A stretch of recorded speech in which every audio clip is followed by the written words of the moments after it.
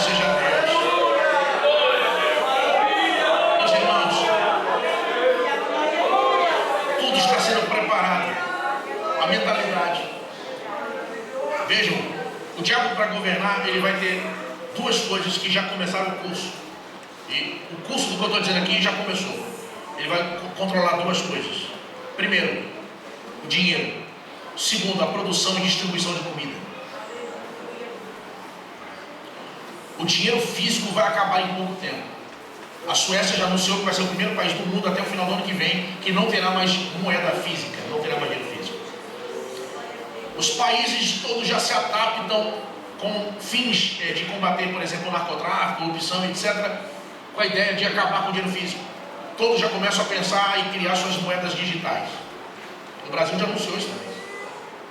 Vejam que em si isso não é um problema, porque as tecnologias em si não são demoníacas, mas é natural que as coisas caminhem para uma visão e para uma dominação, já que o anticristo vai implantar seu governo a nível global. E tem uma coisa em cima disso.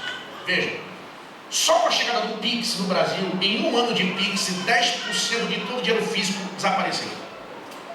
Parou de circular.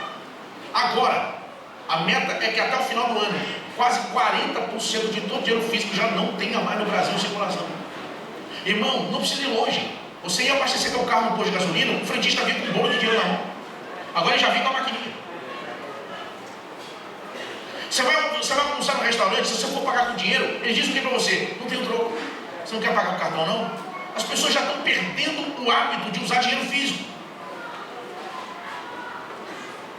Se o dinheiro está no seu bolso, você controla o dinheiro, você vai o que quiser. Agora, ele está no aplicativo no celular, do banco, ou coisa parecida. Se você não tem no sistema, está bloqueado. Acabou.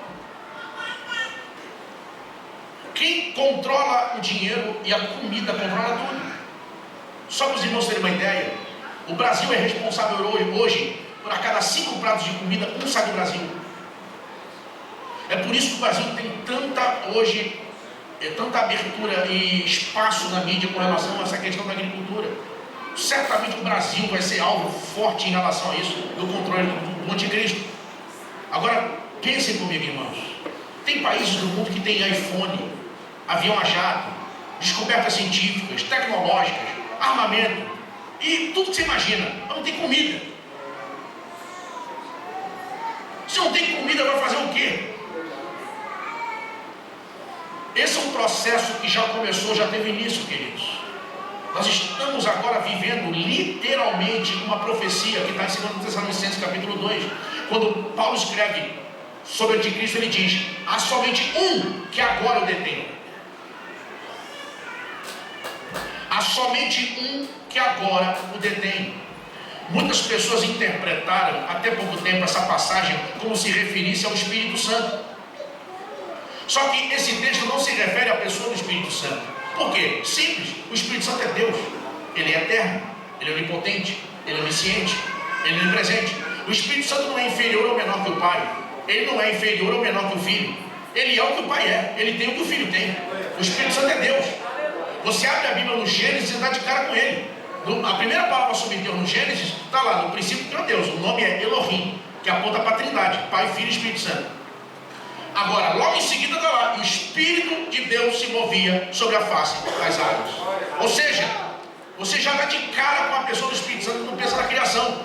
O Espírito Santo estava na criação. O Pai criou, o Filho criou, o Espírito Santo criou. O Pai, o Filho e o Espírito Santo estavam presentes quando Jesus morreu e ressuscitou. A Bíblia vai dizer que o Pai ressuscitou a Jesus.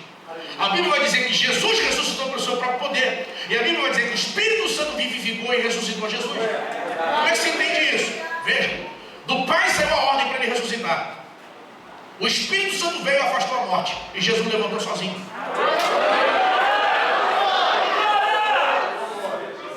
Aleluia! Glória a Deus! Glória a Deus! Esse que agora o detém e será tirado não é o Espírito Santo, é a igreja. Pela simples razão da igreja ser o corpo de Jesus na terra. Enquanto Jesus estava no mundo, ele diz o quê? Eu sou a luz do mundo. Quando ele vai sair do mundo, ele diz o quê para a igreja? Vocês agora são a luz do mundo. Ou seja, a única razão pela qual você aceitou Jesus e não foi imediatamente arrebatado é porque Jesus nos deixou aqui para ganhar o mundo. A nossa missão é evangelizar e ganhar o mundo. E o que acontece em cima disso é o seguinte: a igreja é o corpo de Jesus, ou seja, a continuação da cabeça. Então Jesus está na terra, na igreja. Enquanto Jesus está na terra, o anticristo não pode se manifestar. Quando a igreja sair, o anticristo então se manifestará. E nesse ponto, vejam, nesse ponto é onde eu acredito firmemente no arrebatamento da igreja antes da grande tribulação. Aleluia! Eu quero deixar claro, o que eu estou explicando aqui não é uma visão da minha denominação e eu penso assim por causa do Ministério de Madureira. Não, até porque não é a Madureira que define o que a Bíblia diz. É a Bíblia que diz o que a minha denominação prega ou ensina. Não é a Madureira que define o que eu creio, é a palavra que define o que eu acredito. Eu creio porque é a palavra, eu não creio porque é a minha denominação, porque é a convenção da Madureira. A última palavra, a primeira palavra, a palavra total sobre qualquer regra de fé e conduta, a primeira é a Bíblia. Vejam, eu trouxe, acho que essa foi uma contribuição fantástica para a gente na lição 4 e lição 5, eu falei sobre arrebatamento. Na lição 4 eu expliquei sobre arrebatamento, não tem tempo para tecer comentários sobre isso aqui. Mostrei a realidade do arrebatamento, como a igreja será arrebatada. Na lição 5 eu trouxe as 70 semanas de Daniel. Eu até expliquei isso quarta-feira lá na filial. Irmão, isso é muito importante. Por quê? Veja, pastor Elias, pastores, pastor Vitor, qual é a dificuldade, professores, alunos, que as pessoas têm quando estudam, nesse caso, as profecias? É porque eles têm uma visão micro das coisas e não macro. Por exemplo, quando a gente olha de forma micro, guerra da Ucrânia com a Rússia, meu Deus, será que é Gog e Magog? É o que as pessoas, muita gente perguntou isso. Por quê? Quando você tem uma visão micro das coisas, você começa a ter mais dúvidas. Quando você amplia de uma forma macro, maior, você começa a descobrir o quê? Calma aí. Olha as guerras que tem nos últimos 100 anos. A Primeira Guerra Mundial foi muito maior. A Segunda nem se fala. Quando houve a Segunda Guerra Mundial, muitos cristãos tinham certeza que era Gog e Magog. E muitos outros pensaram que era a Batalha do Armagedon. Quando houve, por exemplo, a peste negra,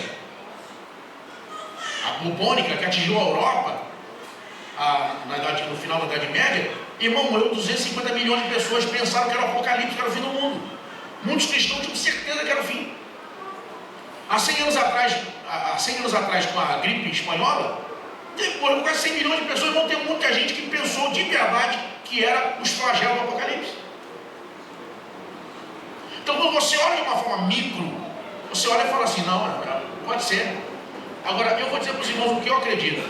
Eu acredito firmemente que dentro do quadro profético, o que nós estamos vendo agora, para a gente entender sobre essa questão, por exemplo, de Gog e Magog, primeiro, a gente está dentro da visão da estátua de Daniel viu, de Nabucodonosor, que é o quê? Na visão da estátua, nós estamos aonde? Nos pés, parte de barro, parte de ferro. Na grande tribulação, entre os dedos, que aparece no Apocalipse como 10 chifres do dragão, que aponta para onde? 10 bases de reinos confederados, de nações, blocos de nações que darão base e sustentação ao governo de Cristo. Nesse momento, nós estamos aonde? Dentro desse quadro profético dos 10, nos pés. Mateus 24, princípio de dores. A ideia é o quê? Uma mulher que está prestes a dar luz, o neném não nasceu ainda, mas as dores já vieram, já sabe que está chegando. E nesse tempo, quais são as características? Guerras e rumores de guerras. É por isso que se você olhar os últimos 100 anos, está lá. Primeira Guerra Mundial, Segunda Guerra Mundial, e vai embora. Guerra em Israel, Guerra de 48 para a Independência, Guerra de 67 dos 6 dias, Guerra de 73 de Yom Kippur, Guerra Primavera Árabe, década de 80, início de 90. Você olha para o mundo, aí vai embora. Guerra da Malvina, Irã, Iraque, Estados Unidos e Iraque, Vietnã, e não para. É uma guerra atrás da outra. Então, quando você sai do micro e começa no macro, numa visão maior, você fica mais claro essas coisas. O que eu vejo sobre Gog e Magog é o Apocalipse, após o milênio. Aí vem um outro ponto em cima disso. Aí vem a questão do arrebatamento. Esse é o mesmo problema. Quando você pega Apocalipse, capítulo 4 em diante, e analisa só ali, está um monte de ponto de interrogação. E a igreja vai ser arrebatada quando? Antes, no meio ou no final da tribulação? Se você pega Apocalipse, capítulo 4, e descobre que E Apocalipse, capítulo 4 em diante, não é o quebra-cabeça todo, mas é uma peça do quebra-cabeça que vai encaixar onde? Daniel 9, 24 a 27. 70 semanas de Daniel. Por quê? Porque vai acontecer com João e Daniel algo muito parecido que acontece quando você vê um filme sendo lançado. Quando um grande filme é lançado, antes do lançamento dele, lançam o que primeiro? Então, mas antes disso, vai sair nos... Alguém falou, irmão, não foi a carne e o sangue que revelou. Trailer. Olha aí, o que é o trailer? É aquela coisa que parece uma coisa, um flash, outra, o que vai acontecer e pum. Irmão, Daniel 9, 26 e 27 é o trailer de Apocalipse 4 em diante. Deus vai revelar a Daniel de forma resumida, breve, sem detalhes, o que revela a João de forma pormenor, detalhada, em Apocalipse capítulo 4 em diante. Quando a gente pega as 70 semanas de Daniel e pega Apocalipse e junta, aí começa a ficar mais fácil de entender o que é para a igreja e o que é para Israel, que essa é a grande dificuldade. Que é o quê? Daniel 9, 24, Daniel está orando, 21 dias, por quê? Ele entende pela profecia de Jeremias que chegou o tempo da restauração do seu povo, mas ele percebe que alguma coisa maior está envolvendo aquilo. Daniel teve discernimento, e agora a gente que tem a vantagem dos anos, ter passado em relação a isso, nós sabemos o que é. A restauração de Israel estava nela, a Bíblia ser completa, toda a Bíblia ser escrita veio de lá, o Messias vinha de lá, e a igreja nasceu lá. Ou seja, tinha muita coisa envolvida no quadro profético em relação à restauração de Jerusalém e Israel. Não só para aquele momento, ou questão política, social, mas o desenrolar das profecias. E o diabo levantou contra aquilo para não acontecer. Tanto é verdade que, olha que interessante, quando o anjo Gabriel vem a Daniel, o que ele diz para Daniel? No início das tuas palavras saiu a ordem. Quer dizer, o que demorou não foi de eu responder, o que demorou foi a resposta chegar para Daniel. Irmão, tem coisa que Deus já liberou, você não está sabendo, mas já foi liberado. Quem crê nisso? E aí o que vai acontecer? Entendam o que vai acontecer. Ele vem a Daniel e revela a Daniel a restauração de Jerusalém, a restauração de Israel e muito mais do que isso, o futuro da nação e do mundo. Como? Na figura de 70 semanas. Uma discussão que as pessoas têm quando olham para as 70 semanas de Daniel é que se seriam literais. Vejam, por duas razões não podem ser literais. Quiseram anotar, anotem isso. A primeira é porque o Messias, que aparece no cumprimento da segunda parte da profecia, ele não veio naqueles dias. Só vai aparecer no mundo mais de 400 anos depois. Então a profecia não podia ser literal de dias. E segunda, a palavra original em hebraico é 70 sets. Quando no hebraico a palavra é literal para dias, ela tem um sufixo no final que dá a ideia exata do que está falando. E isso aparece em outras passagens da Bíblia. Não é o que acontece ali. Fica nítido que a profecia é uma profecia de anos. E essa profecia, eu acredito em meu coração firmemente, acompanhado por muitos outros, que ela começa no capítulo 2 de Neemias. Vejam, o contexto é: Esdras vinha trazendo já em 3 léguas os judeus, o culto com Zorobabel, o templo restaurado provisoriamente, e finalmente a restauração da cidade, dos muros, e levantar a cidade de Jerusalém. Ele vai dizer no verso 24 uma coisa que é importante, que a gente precisa guardar, que é o quê? Ele diz: 70 semanas estão determinadas sobre o teu povo. Está falando de quem? Israel. E sobre a tua santa cidade, Jerusalém. Porque Jerusalém e Israel estão dentro dessa profecia e dentro da ideia de quê? A vinda de Jesus, Messias, nascimento da igreja. Tudo está envolvendo Israel e Jerusalém. É em Jerusalém que Jesus morre e ressuscita. É em Jerusalém que a igreja começa. Então, vejam, a profecia não tem a ver com a igreja. Se a gente olhar por esse ângulo, e ele vai dizer que Jerusalém e Israel seriam restaurados, mas em tempos angustiosos. Por quê? Porque Israel é restaurado, mas sob o domínio do Império Romano, que era cruel. Mas, vejam, nessa profecia de 70 semanas, ele diz 7 semanas e 62 semanas. Ou seja, quase toda a profecia já se cumpriu. 7 mais 62, 69 semanas. Nesse quadro de 62 mais 7, 69, aconteceu restauração naquele momento para Jerusalém e Israel, a vinda do Messias, e o Messias foi tirado. Cumpriu.